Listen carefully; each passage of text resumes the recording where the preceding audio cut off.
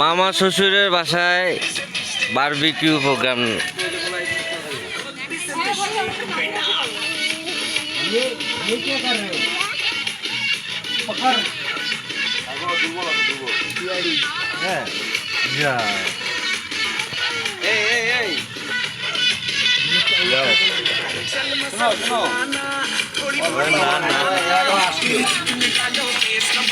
ভাবি free free কামলা বানাইলো আপনাদেরকে।